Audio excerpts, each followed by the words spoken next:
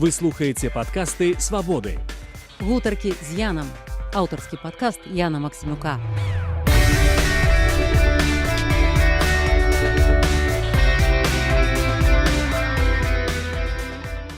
У паэта ўсё ж такі трошкі інакш. Ён не ведае, дзе яго можа ахапіць натхненне.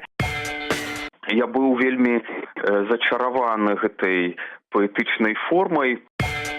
Это той выпадак, калі мова з'яўляецца адначасова і матэрыялам, і інструментам, і ў нейкім сэнсе суаўтарам. Такія 6-8 вершаў у мяне ёсць. У мяне ёсць вершы, якія мне самому падабаюцца болей. Тады да іх дабіраюся я і пачынаю даследаваць.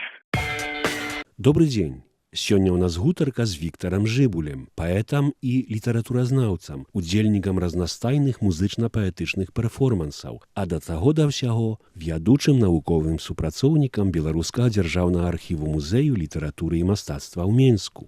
То бок, калі гаварыць фармальна, гэта будзе размова фізіка з лірыкам, або яшчэ іначай, размова з архівістам аб паэзіі, але перш за ўсё размова з цікавай творчай асобай. Віктар, у Вікіпедыі вас анансуюць як паэта, літаратуразнаўцу і перформера. Хацелася б пагаварыць з вамі пра ўсе гэтыя вашыя заняткі, калі вы не супраць. Я б пачаў з паэзіі. Тыя, якія пішуць паэзію, наогул лічаць, што яна чалавеку для нечага патрэбная. Для чаго? То бок, для чаго яна патрэбная вам і для чаго вашыя вершы могуць спатрэбіцца чытачам? Я не ведаю, напэўна, будзе сказаць даволі парадаксальна, але тыя, хто піша паэзію, яны адначасова і лічаць, што яны патрэбныя чалавеку, але у чым палягае гэтая патрэба, што іх прымушае пісаць, вось гэта ім бывае даволі складана сфармуляваць. Бо, напрыклад, празаік, калі пачынае пісаць, ён ужо ведае, пра што ён напіша і што ў яго атрымаецца. А у паэта ўсё ж такі трошкі інакш. Ён не ведае, дзе яго можа ахапіць натхненне, і нават калі пачне пісаць верш, яшчэ не будзе ведаць, чым гэты верш скончыцца. Але ўвогуле ўсё, што робіцца, яно да найлепшага, і таму, калі людзі пішуць, калі яны чытаюць паэзію, то гэта значыцца, што гэта ім патрэбна. А для чаго патрэбна? Мне здаецца, што у кожным чалавеку, можа не ў кожным, але з тых, хто піша вершы, мабыць, у кожным ёсць нейкая такая вось частка унутранага я, якую яны хацелі б неяк паказаць, прадэманстраваць іншым, падзяліцца іншымі, з іншымі ёю, вось, якую паказаць не сорамна. Хоць з іншага боку яны могуць гэтага і саромецца, бо паэты, яны у адрозненне, скажем, публіцыстаў, яны шмат чаго могуць пісаць і проста ў шуфляду.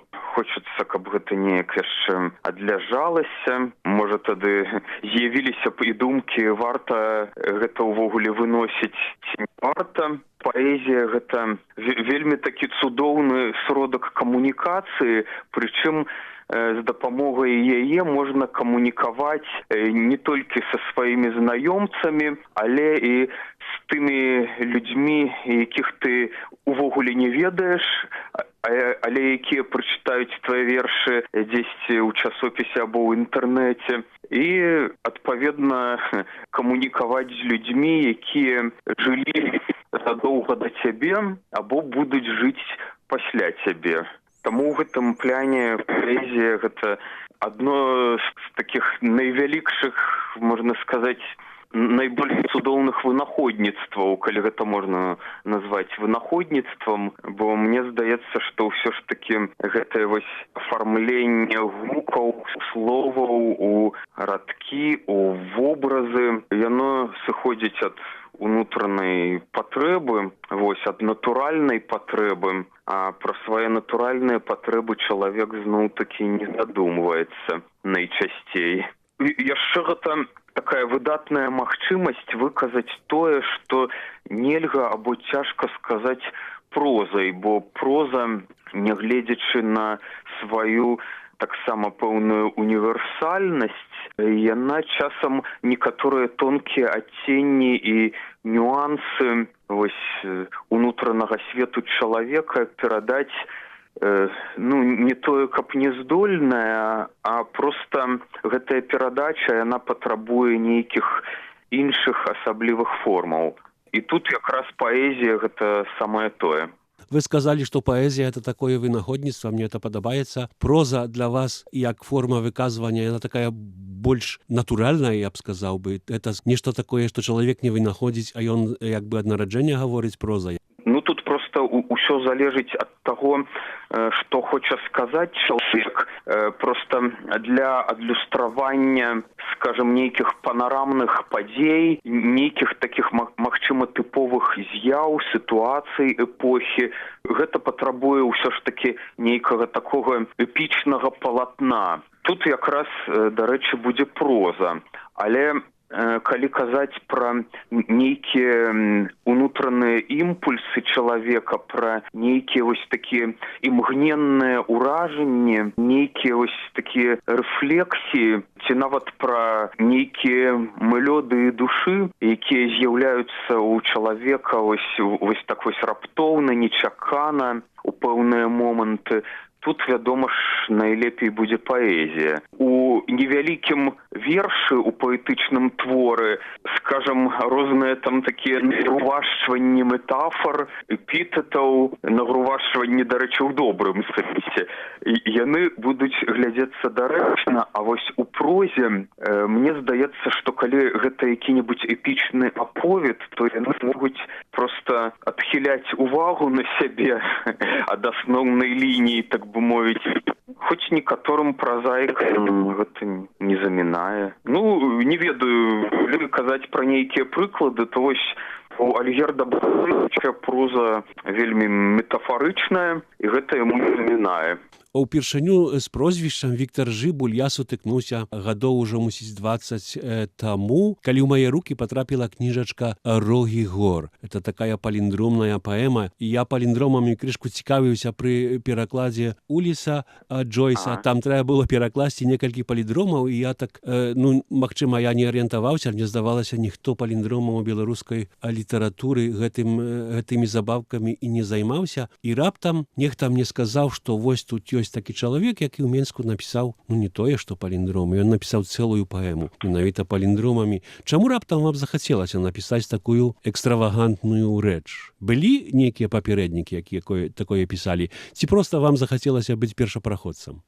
Тут рэч у тым, што у той час, калі я ўзяўся пісаць гэтую паэму, я не столькі быў абазнаны ў беларускай літаратуры, каб вызначыць, першапраходзец я тут ці не першапраходзец. Просто я тады ведаў, што падобныя творы існуюць у іншых літаратурах, а вось у той частцы беларускай літаратуры, якую я на той момант ведаў, я гэтага не сустракаў. І мне гэтага ў ёй не хапала, а я вось такі чалавек, які часта піша нешта такое, чаго яму не хапае ў беларускай літаратуры, або ў фармальным, або ў стылістычным пляне. І я вырашыў напісаць такую паэму сам. На пачатку я нават так не зусім мне самому верылася, што з гэтага ўсяго атрымаецца паэма. Я быў вельмі зачараваны гэтай паэтычнай формай. Заўсёды неяк так мяне гэта ўражвала, калі радок чытаецца і злева направа, і справа налева, і пры гэтым яшчэ захоўваўся нейкі сэнс.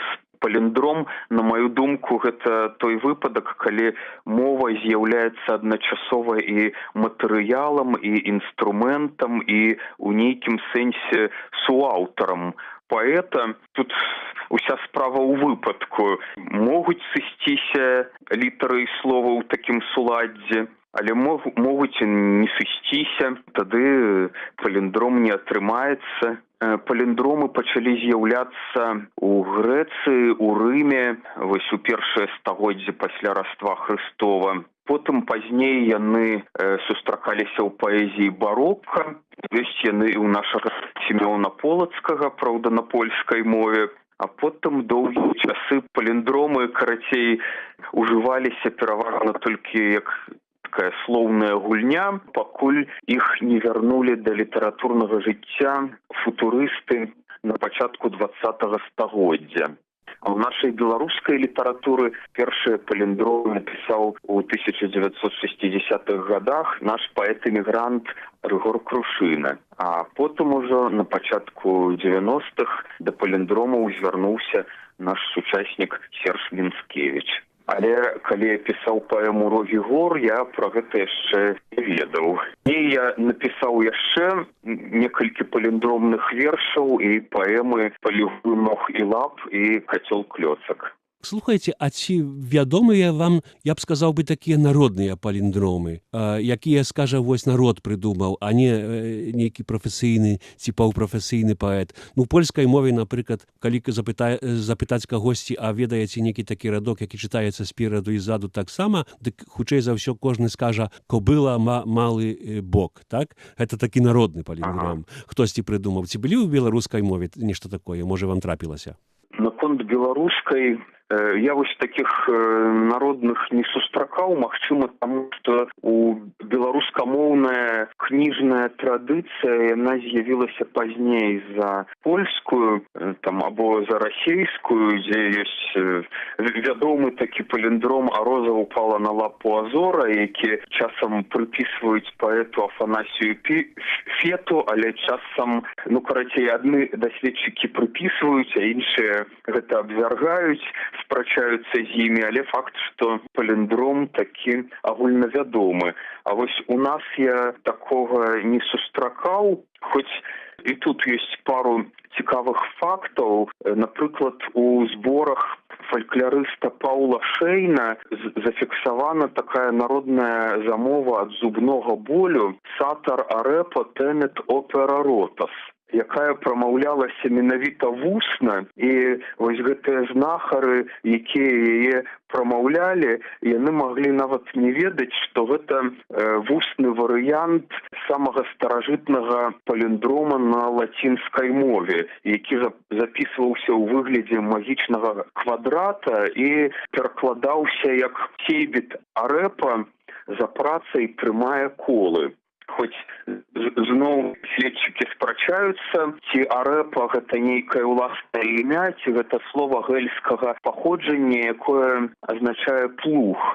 Тады атрымліваецца сейбіт, ну, карацей, за плугам працуе. Акрамя таго, у нас быў такі выпадак, калі двум розным чалавекам у галаву прыходзіў той самы паліндром. Вось, напрыклад, Серж Мінскевіч неяк напісаў верш пад назвай «Горад, там шмат дарог». Вельмі радаваўся з гэтай нагоды, пакуль яму не сказалі, што дакладна такі самы радок ёсць у Рыгора Крушыны, пра якога я ўжо казаў. Ну і Серж Мінскевіч у творчых пакутах прыдумаў новы варыянт свайго радка «Горад, тут пуп дарог», які наадварот чытаецца «Горад, пуп, тут дарог». Ну, амаль гэтаксама, скажем так, то бок паліндром гэта такая форма, што сапраўды тут суаўтарам з'яўляецца мова, і розным аўтарам можа прыйсці адзін і той радок, бо яны як бы ў мове ўжо былі, недзе там плавалі у гэтай моўнай прасторы. Ну, гэта асабліва тычыцца кароткіх радкоў, бо з даўжэйшымі тут ужо інакш. Тут ужо меней верагоднасці, што яны паўтарацца.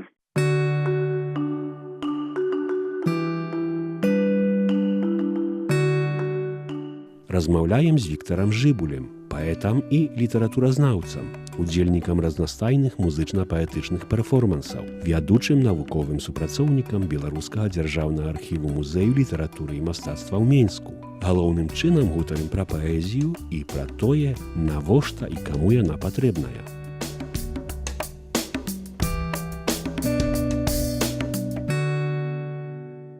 я некалі у нямецкага паэта Готфріда Бена прачытаў, што нават найбольшыя паэты пакінулі па сабе усяго па 6-8 вершаў сапраўднай паэзіі, якія вартыя увагі будучых пакаленняў, а ўсё іншае можна прапусціць па-за увагай. Маўляў, яны цікавыя толькі для даследчыкаў літаратураведаў. То бок, скажам, такіх людзей, як вы, напрыклад, якія хочуць прасачыць развіццё паэтычнага ўмельства канкрэтнага лірыка. Дык вось, як паэту я вам задам такое пытанне. Вы ўжо адчуваеце, што напісалі такія 6-8 вершаў, то бок такіх важных, якія хацелі, каб па вас засталіся будучым пакаленням, і, як вы сказалі, каб вы імі прамаўлялі да будучых пакаленняў, гаварылі з імі. А як літаратуразнаўцу будзе дадатковае пытанне. Вы думаеце, што вось Готфрід Бен мае рацыю наконт гэтых 6-8 вершаў? Я на гэтае пытанне адкажу так, што паколькі я так трошки сумнююся наконт таго, ці буду я актыўна пісаць вершы у будучыні, то напэўна скажу, што такія 6-8 вершаў у мяне ёсць. Але, па-першае, гэтымі вершамі я ўсё ж такі не зусім задаволены, а па-другое, гадоў 10 таму у мяне таксама было адчуванне, што я, магчыма, ўжо ўсё напісаў, але потым я зразумеў, што гэтае адчуванне падманнае, і ў мяне зноў пачаўся актыўны перыяд. Тут усё вось так вось. Таму хутчэй не напісаў, чым напісаў. Увогуле, я не лічу нейкім мінусам тое, што большасць вершаў пэўнага паэта будзе цікавая толькі літаратуразнаўцам, бо літаратуразнаўцы — гэта самыя уважлівыя, адданыя і ўдзячныя чытачы. Калі б не было гэтай любові да слова, да літаратуры, яны не рабіліся б літаратуразнаўцамі. Гэта, напэўна, вельмі каштоўныя людзі ў наш час, калі чытае, в прынцыпе, не так шмат народу. Калі казаць пра сённяшняга звычайнага чытача, так званага, то гэта хутчэй чытач нейкіх інтэрнэт-форумаў, соцсетак, а не мастацкіх твораў. Таму працэс чытання, ён шмат у чым трымаецца акурат на літаратуразнаўцах. Вось. Тут, напэўна, у гэтым пытанні таксама кожны выпадак, ён асаблівы і індывідуальны. У нейкіх паэтаў можна вылучыць і болей вершаў. Я, скажам, калісьці працаваў у часопісе «Роднае слово» і шмат пісаў у рубрыку «Наш каляндар», дзе трэба было да юбілею пэўнага паэта падрыхтаваць яго кароткую біяграфію і выбраць верш. І там фотаздымак. Тут, праўда, ёсць такі нюанс, гэта мусіў быць верш, які раней у часопісе не змяшчаўся. Таму, калі у паэта усе найлепшыя вершы ўжо праходзілі у часопісе, даводзілася выбіраць з таго, што заставалася. І тут я сутыкнуўся з такой праблемай, што у некаторых паэтаў, гэта былі паэты розных часоў, недзе ад пачатку 20-го стагоддзя і да нашых сучаснікаў. І вось у некаторых цяжка было выбраць верш, таму што шмат добрых вершаў, а ў некаторых, наадварот, прачытваеш некалькі кніг і не можаш выбраць нічога, бо неяк не чапляюць вершы, хоць і, здавалася б, зроблены няблага, складна. Таму тут усё вельмі так індывідуальна. І, дарэчы, нават у дачыненні не толькі да паэта, да, так бы мовіць, аб'екта, але і у дачыненні да таго, хто адбірае гэтыя вершы. Вось, пра што я кажу. Прыклад, вы, можа, пра гэта і ведаеце. Я не так даўно уклаў выбраныя творы Алеся Наўродскага. Трэба было, натуральна, выбраць найлепшае, бо аб'ём абмяжоўваў, а адным з найлепшых у спадчыне Алеся Наўродскага я лічу вершы з цыклю «Элегіі». І гэта, мне здаецца, найлепшае не толькі ў Наўродскага, а гэта ўвогуле быў такі, можна сказаць, выбух у тагачаснай паэзіі. Я увогуле не магу уявіць сабе вось тагачасны літаратурны працэс 50-х, 60-х без гэтага цыклю Алеся Наўродскага, бо гэта ў нейкім пляне змяняе наше ўяўленне пра тагачасную паэзію, ну, прынамсі, у тых, хто ведае яе не ад і да, ну, не так ужо ідэальна і дасканала. Ось, калі яны прачытаюць вершы Наўродскага, то такія вершы могуць змяніць меркаванне. Ось. На мой погляд, гэта адна з вяршынь творчасці Наўродскага, але ось на погляд Кастуся Цвіркі, коаардынатара серыі «Беларускі кнігазбор» і галоўнага рэдактара, гэтыя вершы ў спадчыне Наўродскага з'яўляюцца ўвогуле нейкай такой прыкрай недарэчнасцю, і выносіць гэта да сённяшняга чытача нельга. Прычым ён таксама, вядома ж, мае права на сваё меркаванне, і права гэта чалавек з пакалення Наўродскага, народжаны яшчэ ў 30-х гадах. І атрымліваецца, што вось гэтыя такія вось авангардныя пасылы Наўродскага сталі бліжэйшымі не ягоным сучаснікам, ну, мабыць, не ўсім, але частцы ягоных сучаснікаў, а аказаліся бліжэйшымі ўжо вось маладзейшаму пакаленню. Так, слухайте, ось я хочу з вами пагадзіцца. Я апошнія 2 тыдні я езджу на працу і з працы з вашай кніжачкай вершаў «Стапелі». Я маю надзею, я добра акцэнтую, так? Я его читаю, кніжачка мае больш чым 200 сторонак, ёсць некалькі вершаў, якія мяне зачапілі, а адзін з іх асабліва зачапіў. Я яго хацеў бы тут прачытаць у мікрафон, таму што мне здаецца, гэта адзін з тых 6-8 вершаў, з якімі варта будзе пазнаёміцца і будучым пакаленнем. Калі дазволіце, магу Мне цікава, што гэта за верш. Ну, цікава ці вы, што вы пра яго думаеце. Верш такі. Усё, што адбывалася, усё, што адбываецца, як-небудзь называлася, як-небудзь называецца, а скура рэчаіснасці усыпаная назвамі, нібы пакрыта язвамі, пазбытымі празрыстасці. Ніколі не адмыемся ад вычварнай каросты, бо ўсе мы развучыліся глядзець на рэчы проста. Нічога не зачыніцца, пакуль планета круціцца, калі планета спыніцца, нічога не адбудзецца. Верш датаваны 2000 годам. Вось гэты вершык, як я кажу, мяне наймацней зачапіў. Ці помніце вы, як пісалі гэты вершык? Не, як пісаў гэты верш, абсалютна не памятаю, і што цікава, я вось у гэтую 6-8 яго не ўключаў бы.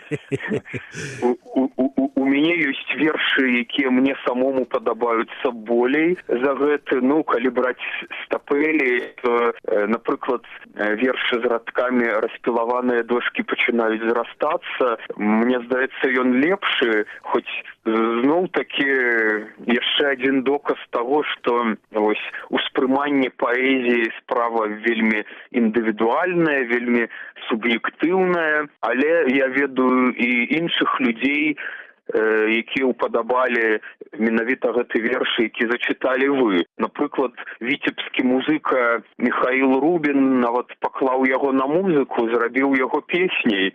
Калі ласка. Віктор, як літаратуразнаўца, вы цікавіцеся творчасцю беларускіх паэтаў 20-х і 30-х гадоў, большасць з якіх была расстраляная або памерла ў гулагу. Калі паглядзець на гэтае пакаленне беларускіх паэтаў не праз прызму іх мартыралогіі, а з чыста літаратурнага боку, то ці сапраўды яны яшчэ могуць нешта цікавае сказаць сённяшняму чытачу, чаго гэты чытач не чуў ад сучаснікаў? Калі так, дык што? І хто гэта можа сказаць? Па-першае, такая справа, што найчасцей я гляджу на спадчыну тых паэтаў акурат не праз прызму мартыралогіі.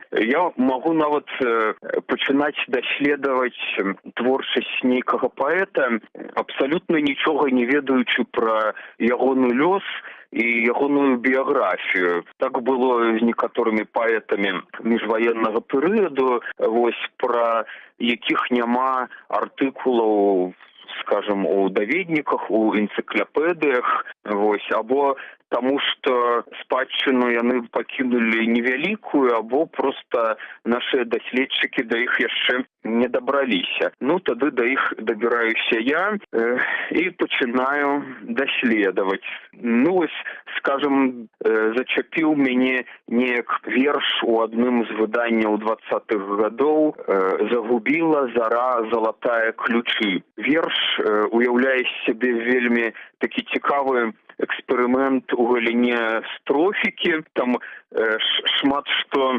будуецца на паўторах розных фраз, і яны там даволі ўдала абгульваюцца. Ось, аўтар верша Янка Валасевіч. Я пра яго нічога не ведаў на той момант.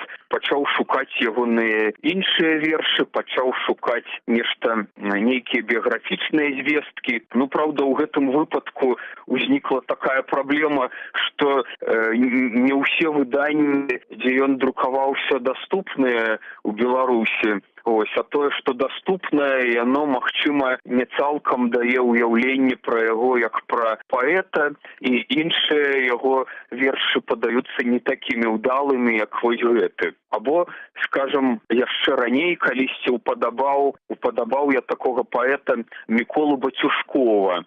Ягоныя вершы ўвогуле вельмі насычаныя разнастайнымі метафорамі, асанансамі, дысанансамі, гульнёй слоў, рознымі такімі нечаканымі рыфмамі, каламбурамі, чтоб такое на памяць прыгадаць.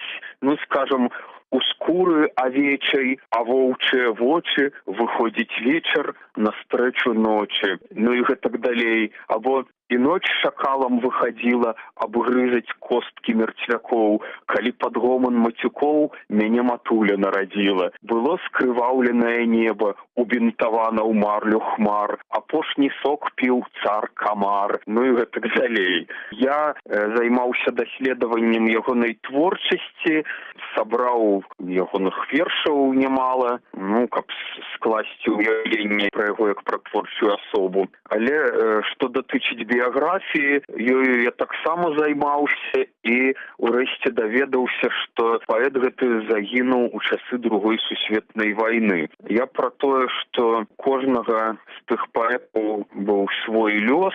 Вось нехта быў рэпрэсаваны, нехта на вайне загінуў, нехта проста кінуў пісаць, бо, скажам, у 30-е было вельмі небяспечна сцвярджаць сябе ў літаратуры. Вось.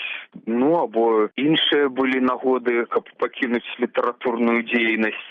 Але ўсё ж такі, калі паэт нават без нейкіх там вельмі бліскучых здольнасцяў актыўна друкаваўся, то такія творы таксама даюць нейкую нагоду для развагаў, бо ўсё ж такі хацеў чалавек нешта сказаць, нешта данесці. Іншая справа, што не заўсёды ў яго гэта атрымлівалася. Або, скажам, вершы ў паэта былі не пазбаўленыя разнастайных хібаў, але пры гэтым ён быў яркай каларытнай асобай, як, напрыклад, галоўны беларускі футурыст Паўлюк Шукайла. Ну, а наконт таго, ці будуць гэтыя творы цікавыя сучаснікам, вось, і што з гэтага даведаюцца сучаснікі. Па-першае, чытачы ўсе розныя, і я нават дапускаю такую думку, што не ўсе сучасныя чытачы чытаюць сучасную літаратуру.